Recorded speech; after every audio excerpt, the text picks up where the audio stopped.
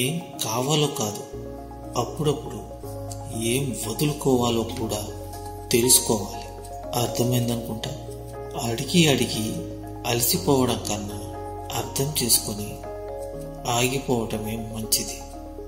అర్థమైందనుకుంటా. నీ యొక్క చెయ్యి పట్టుకొని నడిపించిన వాళ్ళని, అలాగే చెయ్యి పట్టుకొని నడిచే వాళ్ళని ఎప్పటికీ మరువకు. అలాగే వదిలిపెట్టకు. వారికి ఎవరున్నారు? మీరు తప్ప.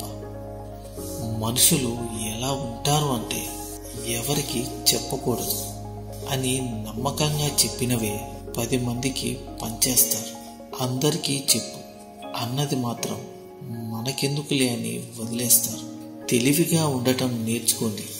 ఇష్టం వేరు, అలాగే ప్రేమ వేరు. ఇష్టం అనేది పక్కన ఉన్నంత వరకే ఉంటుంది, కానీ ప్రేమ అనేది ప్రాణం పోయేంత వరకు ఉంటుంది.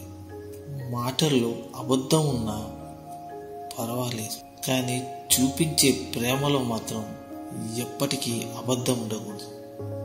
మిమ్మల్ని భారం అనుకున్న వారికి ఎప్పటికీ దగ్గర కాకండి. అలాగే మిమ్మల్ని కావాలి అనుకునే వారికి ఎప్పటికీ దూరం కాకండి. రేపు అనే రాత ఏంటో తెలియనప్పుడు నేడు అనే మీ సంతోషాన్ని వదులుకోకండి. నువ్వు విన్నది అంత త్వరగా నమ్మకు.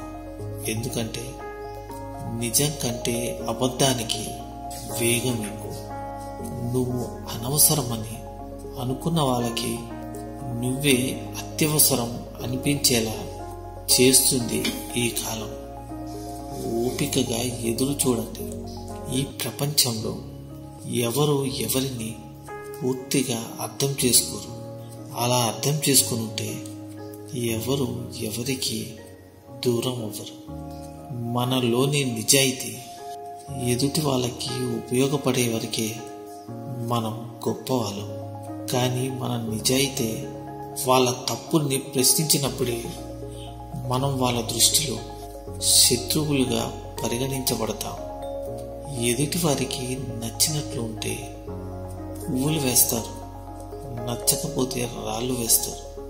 ఒకరి జీవితంలో కథానాయకుడివి అవ్వాలంటే ఇంకొకరి జీవితంలో శత్రువు కాక తప్పదు.